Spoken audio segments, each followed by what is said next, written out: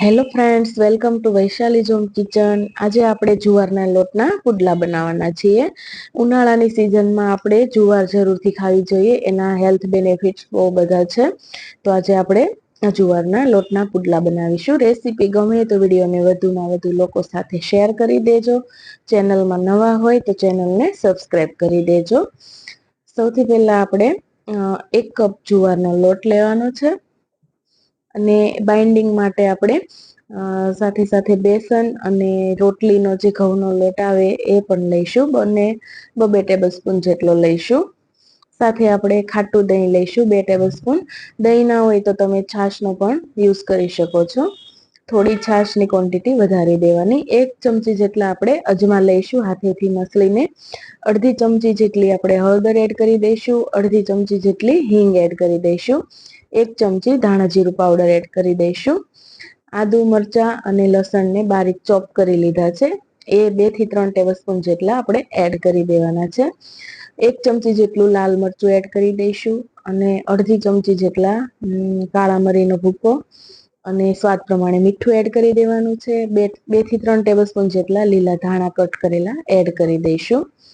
હવે આપણે પાણી એડ કરી દઈશું. જુવારનો લોટ પાણી વધારે પીવે છે, તો લગભગ 1.5 થી 2 કપ પાણી જોશે, પણ આપણે થોડું થોડું પાણી એડ કરતા જઈશું અને બેટર બનાવી લઈશું. એક સાથે બધું પાણી એડ નહીં કરીએ. ધીમે ધીમે આપણે એને મિક્સ કરતા જઈશું અને પાણી એડ કરતા જઈશું.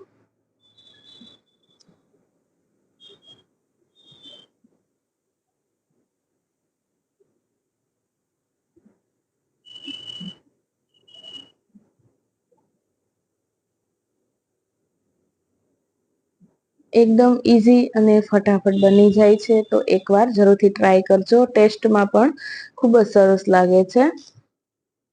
ફરીથી આપણે થોડું પાણી એડ કરી અને મિક્સ કરતા જઈશું.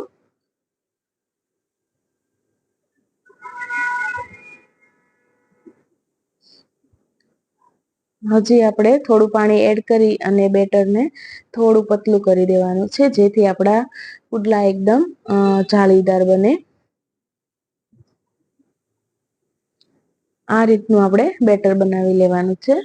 હવે આપણે બેટરને અડધી કલાક માટે રેસ્ટ આપી દઈશું. જો ટાઈમ ન હોય તો તમે 15 મિનિટ માટે પણ એને રેસ્ટ આપી શકો છો. અડધા કલાક પછી આપણું બેટર એકદમ રેડી છે.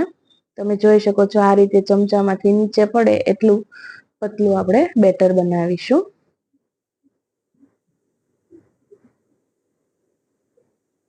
હવે આપણે તવાને ગરમ કરી લઈશું.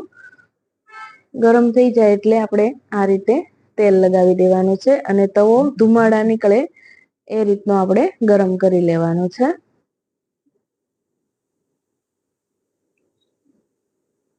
હવે આપણે બેટર એડ કરી અને પુડલા બનાવી લઈશું.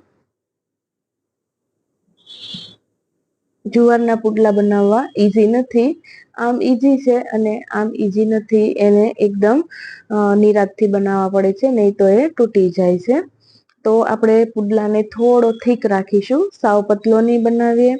અને એને 3 થી 4 મિનિટ માટે એક બાજુ થવા દેવાનું, પછી બીજી બાજુ પલટાવવાનું, એટલે આપણો પુડલો તૂટશે નહીં અને એકદમ સરસ બનશે.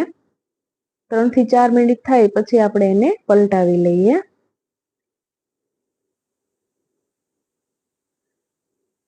તમે જોઈ શકો છો કે એકદમ મસ્ત જાળી પડી ગઈ છે આપણા પુડલામાં. હવે ફરીથી આપણે થોડું તેલ એડ કરી દઈશું, જેથી બંને બાજુથી સરસ ક્રિસ્પી બની જાય. બીજી બાજુ પણ આપણે 2 થી 3 મિનિટ માટે થવા દેવાનો. તો આપણો પુડલો રેડી થઈ ગયો છે. હવે આપણે એને એક પ્લેટમાં કાઢી લઈએ અને આપણે હવે બધા જ પુડલા આ રીતે બનાવી લઈએ. બીજી રીત પણ હું તમને બતાવું છું કે તમે બીજી રીતે પણ પુડલાને કઈ રીતે બનાવી શકો. આ રીતે તમે ચમચાની મદદથી ફેલાવી શકો છો.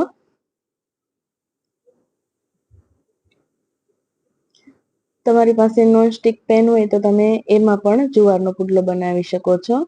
તો નીચેથી સરળતાથી એ ઉઠલી જશે.